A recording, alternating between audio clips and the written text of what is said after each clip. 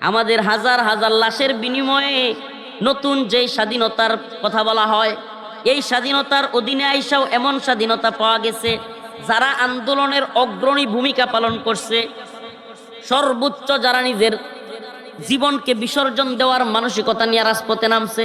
আজকে এই সরকারের আমলে আমাদের ভাই শরীফ ওসমান হাদী ভাইকে শহীদ হইতে হয়, হত্যা করা হয়। এই তো উন্নয়ন, এই তো পরিবর্তন। অথচ তার কষ্ট লাগতেছে, আজকে ভীষণ খারাপ লাগতেছে। শহীদ শরীফ ওসমান হাদী ভাইয়ের ওয়াইফ, যেদিন তিনি মারা গেছেন আমি পাশে ছিলাম, যেদিন তিনি গুলি করা হয়েছে ঢাকায়, ওই দিন আমি হসপিটালেও তার পাশে ছিলাম, ভিতরে ছিলাম। একটা বারের জন্য ওনার ওয়াইফ হাদী ভাইয়ের স্ত্রীকে আমরা পাই নাই। কেন জানেন? কারণ এখানে শত শত পুরুষের মাঝখানে তিনি আসেন নাই।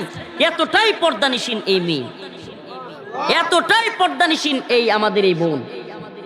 আজকে এই ইন্টারিম, এই ডক্টর মোহাম্মদ ইউনূসের সরকার, এই তথাকথিত নোবেল বিজয়ী এই মুনাফিক আমাদের ভাই শহীদ শরীফ ওসমান হাদীর বিচারের নামে টালবাহানা করতে করতে 5 বার তদন্ত পিছাইছে। কয়বার? সাগর রুনি নাম শুনছিলেন, সাংবাদিক, বাংলাদেশে সাংবাদিক সাগর রুনির হত্যাকাণ্ডের তদন্ত পিছাইছিল 100 বার, এখনো পিছাইতেই আছে, দেয় না। কেন জানেন? কারণ যে সমস্ত খুনের পিছনে রাঘব বোয়ালরা থাকে, রাঘব বোয়াল, এই দেশে সাধারণ মানুষ যদি খুন হয় আর খুনিও যদি সাধারণ মানুষ হয়, তাইলে বিচারের নামে ফাঁসি হয়। আর যদি খুন হয় কিন্তু খুনি হইল রাঘব বোয়াল, মোটা টাকা দিতে পারে এবং প্রশাসনিক পাওয়ার আছে, রাজনৈতিক শেল্টার আছে, দেখবেন এই খুনির বিচার হয় না। অসংখ্য খুন করার পরে চিহ্নিত আসামিরা, প্রধান আসামিরা 1 সপ্তাহের ভিতরে জামিন পেয়ে চলে আসে। এই যে সমাজ একটা তৈরি করা হচ্ছে আজকে, আমাদের ভাই, যে ছেলেটা বাংলাদেশকে ভালোবাসতো, যে ছেলেটা এই ভূখণ্ডের মুসলিম তৌহিদি জনতাকে ভালোবাসতো, আজকে সেই যুবক অল্প বয়সে দিনে দুপুরে গুলি করে তাকে শেষ করে দেওয়া হলো।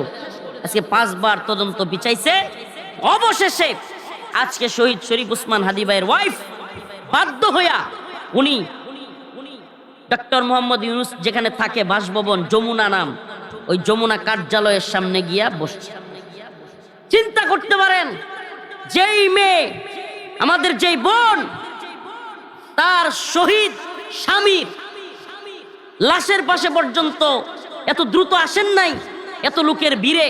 আজকে সেই স্বামীর বিচারের জন্য উনি বলতেছেন প্রয়োজনে আমার ছেলেকে নিয়ে আমি এখানে শুয়ে থাকবো। কল্পনা করা যায়? ব্যর্থ আমরা, ব্যর্থ এ জাতি। আওয়ামী লীগ পতনের পরে আরেক মুনাফিক সরকার আমরা বসাইছি। আমি একটা কথা বলি, আল্লাহ তাআলা জালেমদের পরিণতি বড় ভয়াবহ করেন। আমি আগেও বলেছি, আবারও বলছি, যদি বাংলাদেশে শহীদ শরীফ ওসমান হাদী ভাইয়ের হত্যার বিচার না হয়, শাহবাগে যে আলটিমেটাম দিয়েছিলাম, আজকে আবারও বলছি এই ইউটিউবারদের সামনে, এটা যেন সবাই জানে, আবারও বলছি, বাংলাদেশে এই বর্তমান সরকারও লাঞ্ছিত, অপমানিত হয়ে বিদায় নিবে। আমি আজকে ফেসবুকে পোস্ট করছি একটু আগে, হে প্রিয় বোন, আপনি একা নন, শহীদ শরীফ ওসমান হাদীর সমস্ত ভাইয়েরা জীবিত আছে। আপনার সন্তান শরীফ ওসমান হাদী ভাইয়ের সন্তান, আমাদের কাছে তার আমানত।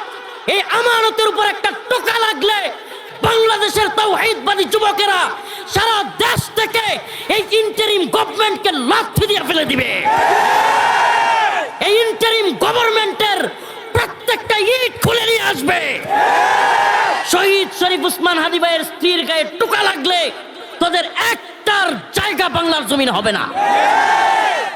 আমাদের আফসোস লাগে, তদন্ত 5 বার পিছানো হয়, খুনিকে 6 ঘন্টার মধ্যে বের করে দেওয়া হয় বিচারের নামে। এই যে টালবাহানা, হ্যাঁ যুবক, তুমি খুন হও নাই, বেটা তুমি হাসো, তুমি খুন হও নাই, তোমার একটা ভাই খুন হয় নাই, তুমি কিভাবে বুঝবা এই কষ্ট? পেটে হাসো। এই যে খুনের এক সংস্কৃতি তৈরি হয়েছে, এই খুনের সংস্কৃতি যদি চলতে থাকে এবং বিচার না হয়, যে কেউ এদেশে খুন হবে, কোনো বিচার পাবে না। আপনি বুঝতেছেন না, আমরা বুঝাইতে পারতেছি না জনগণকে। যে বিষয়টা শরীফ উসমান হাদির না, বিষয়টা এই রাষ্ট্রের, বিষয়টা এই সিস্টেমের, বিষয়টা এমন যে এই বিচার যদি না হয়, শরীফ উসমান হাদির মতো ব্যক্তির বিচার না হয়, আগামীকালকে আমি রফিকুল ইসলাম মাদানির ঠুস করে মারা ফেলবে। আপনারা একটু কানবেন, হয়তো মুহাব্বত যারা করেন ভালোবাসেন, কিন্তু দেখবেন যে কোনো বিচার হবে না। আল্লাহ না করো আমাদের স্ত্রীকেও রাস্তায় নামতে হবে। তখন আমরা কি এমন বাংলাদেশ চাই? স্বামীর হত্যার জন্য আজকে বিধবা স্ত্রী সন্তান নিয়ে আজকে রাজপথে, আমরা কি এমন দেশ চেয়েছিলাম? আমরা কি এই জন্য হাসিনার বিরুদ্ধে আন্দোলন করেছিলাম যে আমাদের ভাই শরীফ উসমান হাদির স্ত্রী বিধবা পর্দানিসীন একজন মহিলা আজকে রাজপথে তার সন্তানকে নিয়ে বসতে হচ্ছে? আমরা এমন দেশ দেখতে চাই না। ইন্টারিম গভর্নমেন্টকে বলি, নির্বাচন দিয়া ঠুস করে আবার আমেরিকার গোলামি করবা বেটা, তোমার কপালে খবর আছে। মানে মনে করতেছে 12 তারিখ ঠাস করে নির্বাচন দিয়া হ্যাঁ আবার ওই যে আমেরিকার গোলামিটা করে, আমেরিকার গোলামি গিয়া শুরু করবে আবার। হ্যাঁ, বাংলাদেশের কিছু হইলো, বাংলাদেশের মানুষের কিছু হইলো, তার কি যায় আসে? বাংলাদেশের মানুষের মাথার উপরে জাতিসংঘের মানবাধিকার কমিশনের নাম দিয়া সমকামী এজেন্ডা, LGBTQ এজেন্ডা, পুরুষে পুরুষে নাউজুবিল্লাহ সম্পর্ক, সেক্সুয়াল সম্পর্ক, নারীতে নারীতে, এই LGBT গে এগুলো ইয়া করে দিয়া, সিস্টেম করে দিয়া, পাঠ্যপুস্তকের মধ্যে এগুলো ঢুকাইয়া দিয়া, জাতিসংঘের তথাকথিত মানবাধিকার কমিশনের নাম দিয়া এখানে সমকামীদেরকে বসাইয়া দিয়া, তারপরে ভাইবার মধ্যে কিংবা পরীক্ষার মধ্যে যেই পরীক্ষাটা হয় সর্বোচ্চ লেভেলের BCS, ওই পরীক্ষার মধ্যে ট্রান্সজেন্ডার বসাইয়া দিয়া, তারপরে ওখানে লেখছে যে মেল, ফিমেল, ট্রান্সজেন্ডার, আদার্স, এগুলা বসাইছে। আদার্স মানে কি?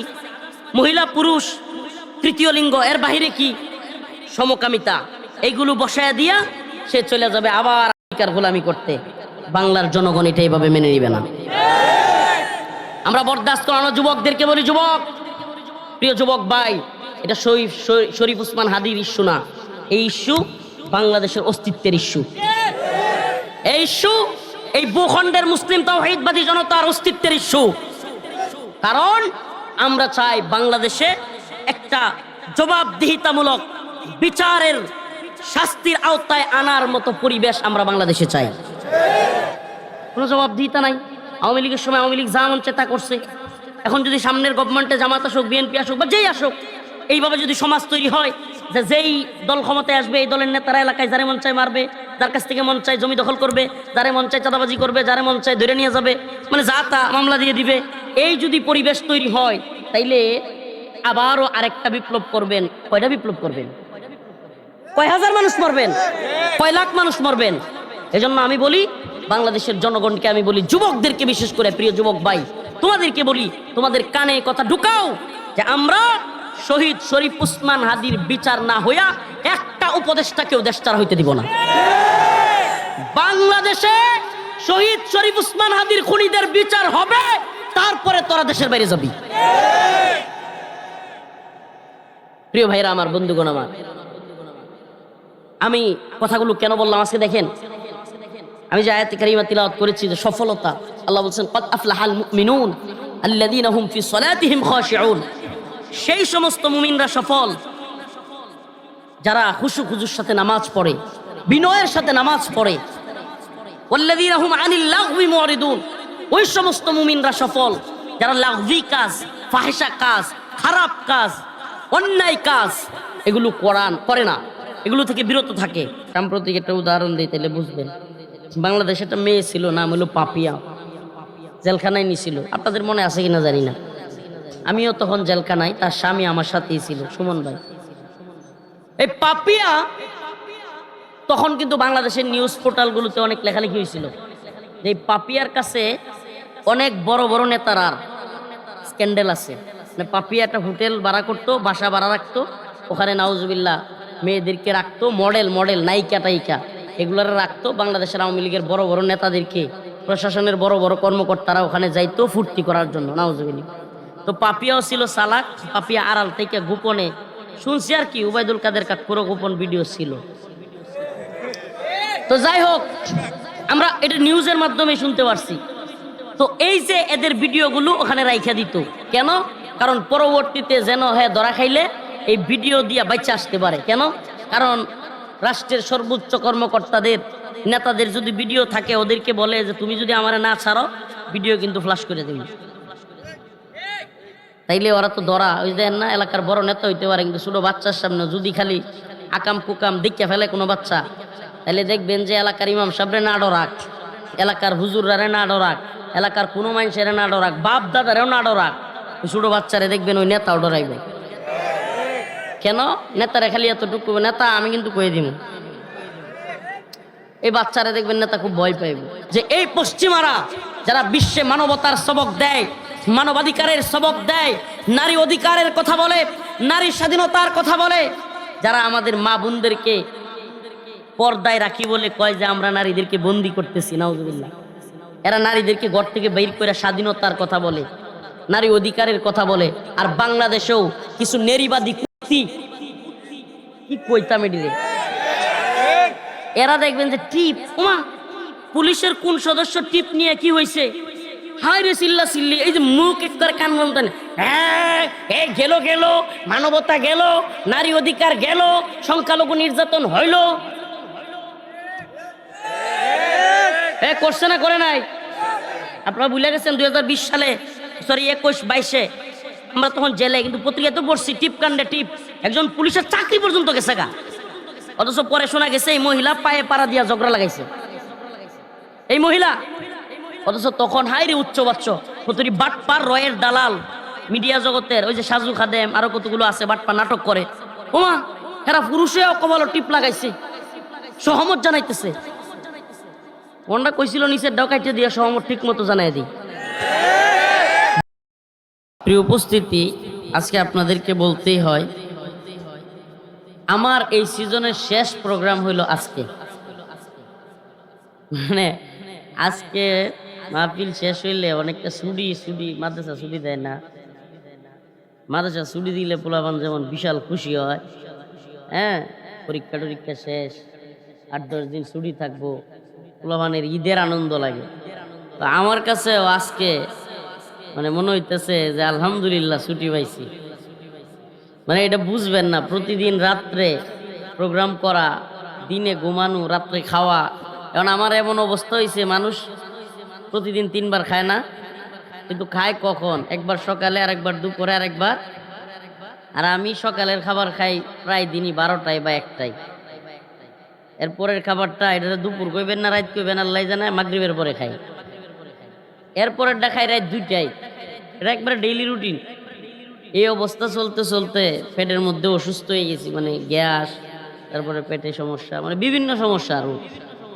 তো এই জন্য মনে হইতেছে যে অন্তত ছুটি পাচ্ছি আলহামদুলিল্লাহ, রাত্রে ঘুমানো যাবে, হ্যাঁ দিনে মাদ্রাসায় থাকা কিংবা সময় দেওয়া যাবে পারিবারিক।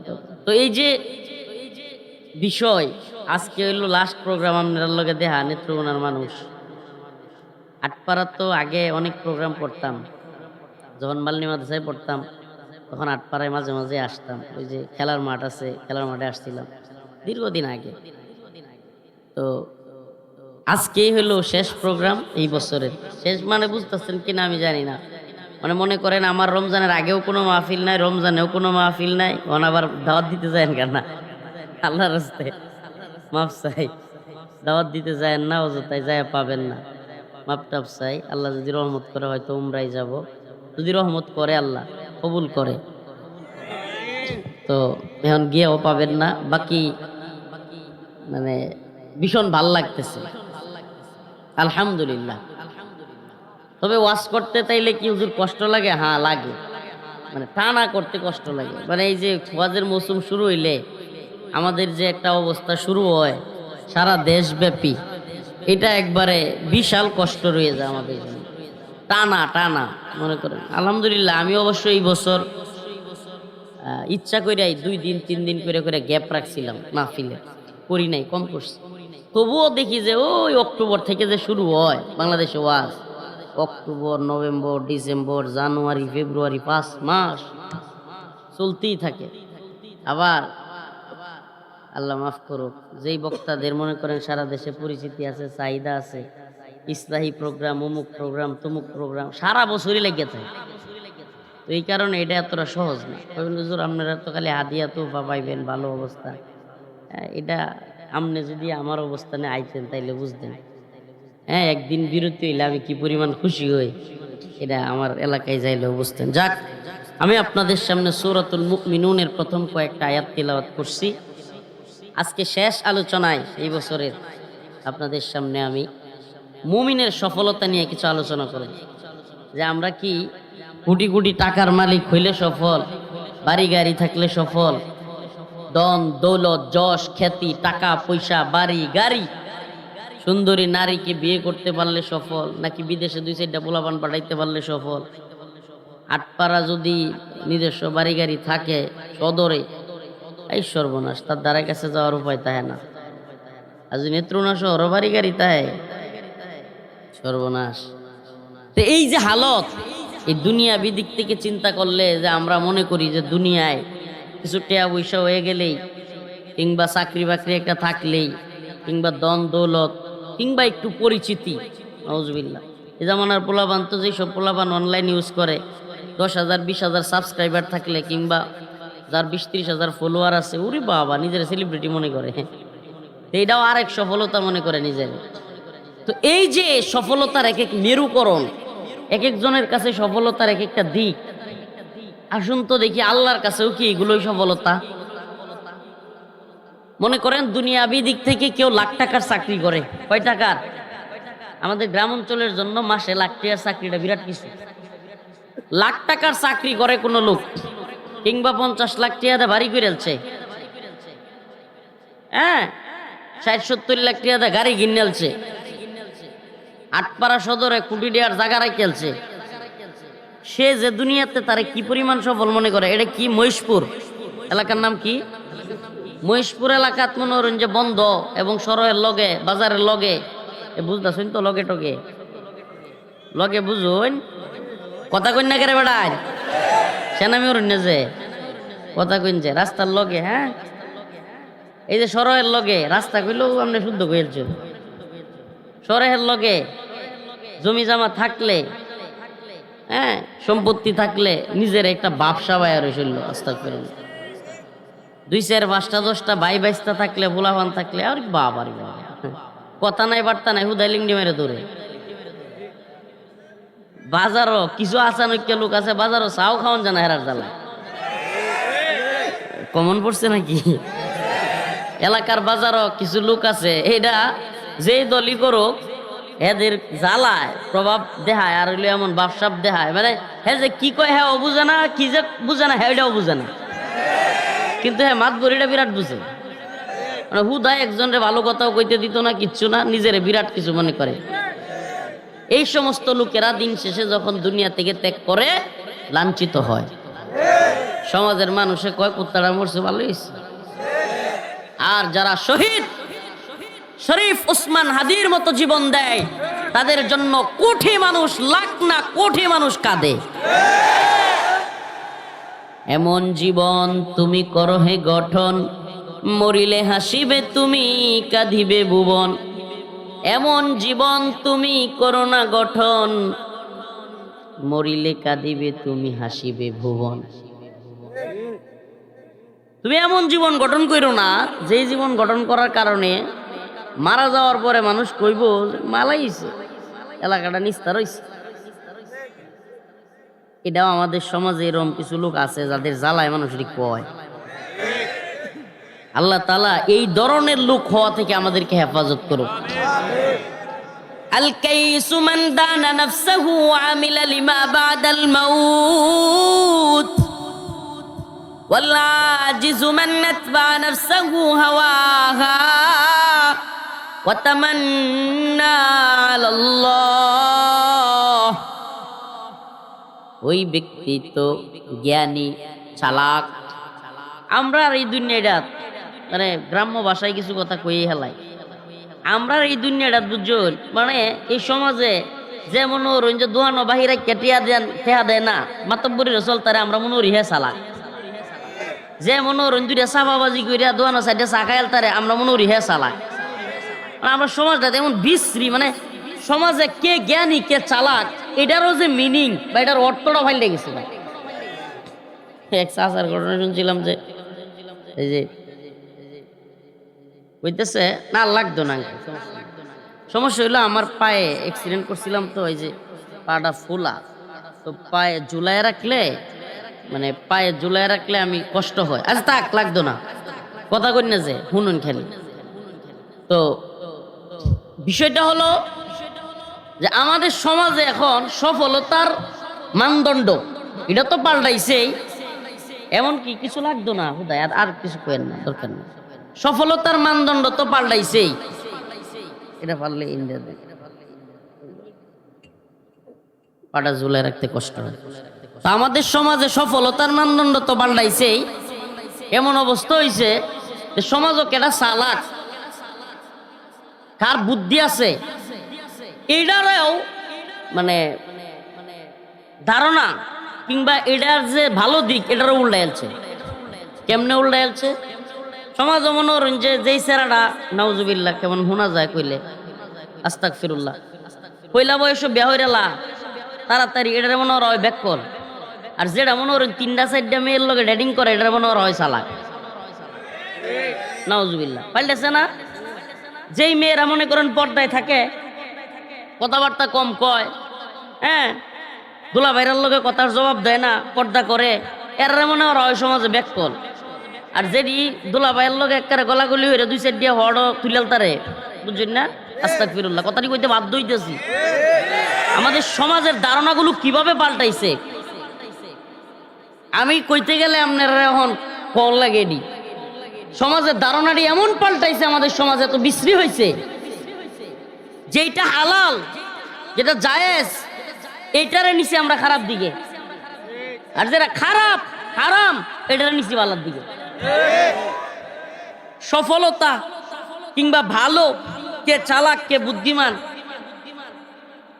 কন্ত যে আমাদের যে বোনেরা, আমাদের যে সব মেয়েরা পর্দা মেনটেন করে, কথা কয় না, বোন জামাইরা আইলে মানে লাজুক থাকে এবং আড়ালে থাকে, এদেরকে কয় তুই ব্যাক কর। আর যেটি মনে করেন যে বোন জামাইরার লগে নাউজুবিল্লাহ ইয়া করতে পারে বা ছোট্ট আমি কথা কইতে পারে, টিয়া পয়সা এটি কিরে খায়, হ্যাঁ, এর সমাজে কি মনে করা হয়? আচ্ছা হ্যাঁ, কি চালাক কইলো না জাহান্নামের দিকে গেল? আর যেই মেয়েটা লাজুক, এই মেয়েটা বলা হইতেছে চালাক না, এত আরো সবচেয়ে বড় চালাক, আল্লাহ রসুল কইতেছে এ আরো বড় বুদ্ধিমান। যে মনোরঞ্জ ফজরের নামাজও এই শীতের দিন হোক, কম্বলটা টান দেওয়া ভালায় তুইয়া মসজিদে নামাজও জায়গা, এই শীতের মধ্যে ঠান্ডা পানি দিয়ে উজু করে কষ্ট করে হাইরে মসজিদে গিয়া নামাজটা বইরাই।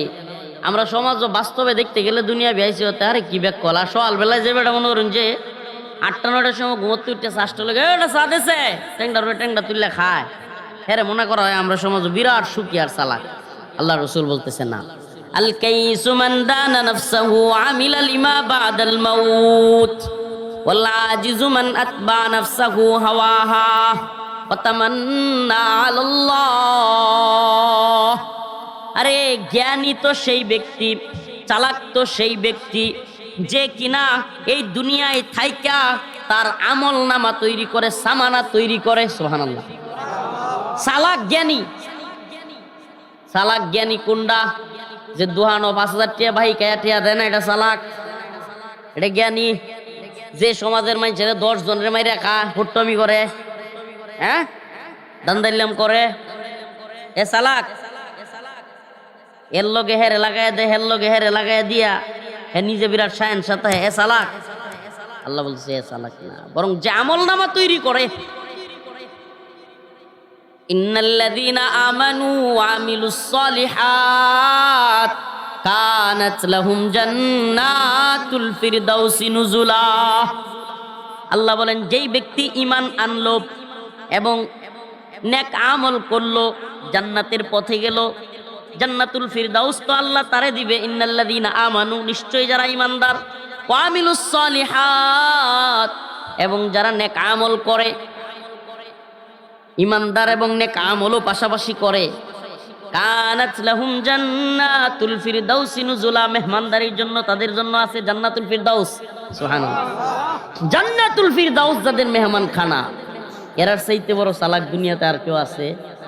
হ্যাঁ, দুনিয়ায় কে চালাক? যে ফজরের নামাজের পর থেকে নিয়া ওই মাগরিবের আজান পর্যন্ত সারাদিন কিছু খায় না। রমাদানে 30 দিন কিছুই খায় না দিনের বেলা। ওই ব্যক্তিকে তোমার মনে হয় আরে কত বোকা, না খায়াও খাইতে পারতো কিন্তু খায় না, তোমার মনে হয় বোকা। আর তোমরা যারা নেতাগিরি করো, মাতবরি করো, সরইদ্যা বিড়ি খাইয়া যাও, বেড়াগিরি দেখাও এলাকাত রোজার দিনও, নিজেরে মনে হরো বিরাট তুমি চালাক। আসলে তোমার চাইতে বড় বুন্দা দুনিয়া তার একটাও নাই। তুমি বুদাই, বুন্দা কইলে আমার বুদাই কইলে তো শুদ্ধ হয়ে যাব। তোমার চাইতে বড় বুন্দা দুনিয়াত কেউ নাই। খেললে গিয়া আল্লাহ রাব্বুল আলামিন বলেছেন ওয়াকুল্লুহুম আতিহি ইয়াউমাল কিয়ামাতি ফারদা, এক এক কইরা সবাই রে আমি আল্লাহর সামনে আইসা হাজিরা দিতে হইব। কয়জন কইরা?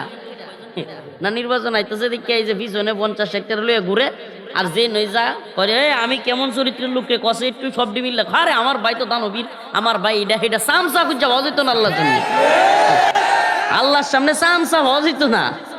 নেতারা বেশিরভাগ দেখবেন কিছু কষে কিছু কষ না, মানে দেখা দেখ মানে হেডি কইতো আরে আমার ভাই তো দানবীর, এটা করছে এটা করছে, ভাটপারি সিটারি চুরি চিন্তায় সাদাবাজি টেন্ডারবাজি এটি তো আর কয় না, এডিও যে করে। ভোটের আগে চান্দু চাচাই কইলো আমাগে রে, এমপি যদি হইতাম পারি দিমু ডুলি বরে। ডুলি চিনেন না? ভোটের আগে চান্দু চাচাই কইলো আমাগে রে, এমপি যদি হইতাম পারি দিমু ডুলি বরে। এমপি হইয়া দেখা গেল চাচার নাগাল কিডা পায়, আমরা গরিব আমাগে রে দেখার মতো কেউ নাই। আমরা এমন গরিব যে আমরা রাস্তাটিও কাঁচা, মেলা দিন কষ্ট বিষ্ট করে একটু হাক্কা রাস্তা হয়, রোডের বদলে বাস, ঠিক না? এই তো আমাদের উন্নয়ন। এই উন্নয়নের বুলি আওরাইতে আওরাইতে এই অবস্থায় নিছে বদমাইশের দল। আমি ওই দিন একটা পোস্ট করছিলাম ফেসবুকে যে একটি হারানো বিজ্ঞপ্তি, বাংলাদেশে কিছু নারীবাদীদেরকে পাওয়া যাচ্ছে না। আমি পোস্ট করছিলাম ফেসবুকে বাংলাদেশে নারীবাদীদেরকে পাওয়া যাচ্ছে না। নারীবাদীও কই না, এগুলো নারীবাদী না, এগুলো নারীবাদী। এগুলো কি বাদী? নারীবাদী। আমাদের মেয়েরা ঘরে থাকবে, ভালো রকম খাবে, বাচ্চা লালন পালন করবে, বাচ্চার পড়াশোনার দায়ভার দেখবে, এটা করবে, এদের ভাল লাগে না। আমাদের মেয়েদেরকে রাস্তায় নামায়া আমাদের মা বোনদেরকে বলবে হে স্বাধীনতা, তোমার স্বামী কামাই করলে খুঁটা দিবে, তুমিও কামাই করো, 700 টাকায় তুমিও সারাদিন শ্রম করো। এটা নাকি নারীর স্বাধীনতা, এটা নারীর অধিকার। এই জন্য পোস্ট করছিলাম যে নারীবাদীদেরকে খুঁজে পাওয়া যাচ্ছে না। যদি কোথাও কোনো সহৃদয়বান ব্যক্তি এই ধরনের নারীবাদীদেরকে খুঁজে পান, আপনার জিম্মায় 100 জুতার বাড়ি মারবেন। কষ্টে পোস্ট করছিলাম যে নারীবাদী এগুলো যদি আপনি পান, সালাম আলাইকুম হুজুর শরীরটা ভালো। এই জন্য ফেসবুকে পোস্ট করছিলাম যে নারীবাদীদেরকে যদি কেউ পান, একেবারে কোনো সহৃদয়বান ব্যক্তি, ওই যে হারানো বিজ্ঞপ্তি দিলে কয় না, কোনো সহৃদয়বান ব্যক্তি পাইয়া থাকলে আমাদের সাথে যোগাযোগ করবার জন্য বলা হইল। তা আমি লিখছিলাম যে সহৃদয়বান কোনো ব্যক্তি যদি এই নারীবাদীদেরকে এখন খুঁজিয়া পান, তাহলে ইচ্ছা মতো তাদেরকে জুতা দিয়ে পিটাইবেন, এটা আপনার নৈতিক দায়িত্ব। আপনি চিন্তা করেন, মেয়েদেরকে রেপ করা হচ্ছে, মেয়েদেরকে সংঘবদ্ধ দর্শন করা হচ্ছে, এবং সেটা করা হচ্ছে রাষ্ট্রের মাথা, বিশ্বমরল প্রেসিডেন্ট সহ এটাতে জড়িত। আজকে এই নারীবাদীরা গর্তে লুকাইছে এই গণতান্ত্রিক দল এবং এই সমস্ত নেতারা আপনাদেরকে, আমাদেরকে গ্রামে গ্রামে, ভাইয়ে ভাইয়ে, বাবা ছেলে, চাচা ভাতিজা সব জায়গায় মারামারি লাগাইয়া, ডিবেট লাগাইয়া, মতনৈক্য লাগাইয়া, এই দল ওই দল, আমার নেতা তোমার নেতা, এগুলা করাইয়া জগরাজাটি লাগাইয়া নিজেরা থাকে আলিশান বাংলোর মধ্যে এসি করে। সাধারণ পাবলিক মারা যায়, ওরা জানা যায় আসার সময়ও পায় না। এই জন্য আপনাদেরকে বলি, আপনাদের আরো যদি মনে হয় করেন, কার দালালি করবেন, কার পক্ষে স্লোগান দিবেন, এই দল আর ওই দল না, আপনাদেরকে বুঝাইতে চাই গোলামি করতে হবে আল্লাহ। যারা সংসদে গিয়ে আমাদের লাইসেন্স দিয়েছে, ক্ষুধাদ্রোহিতা করেছে, পতিতালয়ের লাইসেন্স দিয়েছে, ক্ষুধাদ্রোহিতা করেছে, সুদের ব্যাংকগুলোর লাইসেন্স দিয়েছে, ক্ষুধাদ্রোহিতা করেছে, এই দল আর এই দল না, 71-এর পর থেকে 2026 পর্যন্ত সব দল পতিতালয়ের লাইসেন্স দিয়ে আসতেছে, মদের লাইসেন্স দিয়ে আসতেছে, অগ্রণী ব্যাংক, সোনালী ব্যাংক, রূপালী ব্যাংক, সমস্ত সুদের ব্যাংকের লাইসেন্স দিয়ে আসতেছে। অথচ সেই খোদাদ্রোহীদের পক্ষ আপনি নিচ্ছেন, আল্লাহর কাছে কি জবাব দিবেন? কথা স্পষ্ট বোঝেন, আল্লাহর কাছে কি জবাব দিবেন? এই জন্য মনে রাখবেন, এই দুনিয়ায় প্রেসিডেন্ট হওয়ার চাইতে দুনিয়াবি দিক থেকে আরো বড় ক্ষমতাসীন আপনি হইতে পারবেন? হ্যাঁ, তাইলে আমেরিকার প্রেসিডেন্ট কতটা জঘন্য আপনি একবার চিন্তা করেন। এই জন্য আল্লাহর আয়াতের দিকে আসেন, আল্লাহর ঘোষণার দিকে আসেন। এই দুনিয়ায় কোটি কোটি টাকা, বাড়ি গাড়ি, বড় নেতা হওয়া, হ্যাঁ, কিংবা সামসামি করা, আরে কত সামসাজা আছে রে ভাই, বাবা রে বাবা। আমাদেরকে পর্যন্ত আইসা কাছে আইসা সামসামি করে, আমার সামসামি দেখলে এত জিদ উঠে। গ্রামে গঞ্জে কত দেখবেন নেতা আসছে, এই নেতা আসছে, নেতা আসছে, এই এই ছাদে ছাদে এই টেবিলটা মুছতেছে। ঠিক আছে, তোমার নেতার চরিত্র ঠিক না, এটা তুমিও জানো, আমিও জানি, সবাই জানি, কিন্তু তবুও তুমি নেতার দালালি করবা। এগুলো ছাড়তে হবে ভাই, আল্লাহর গোলামি করতে হবে। আল্লাহ বলেছেন, قد أفلح المؤمنون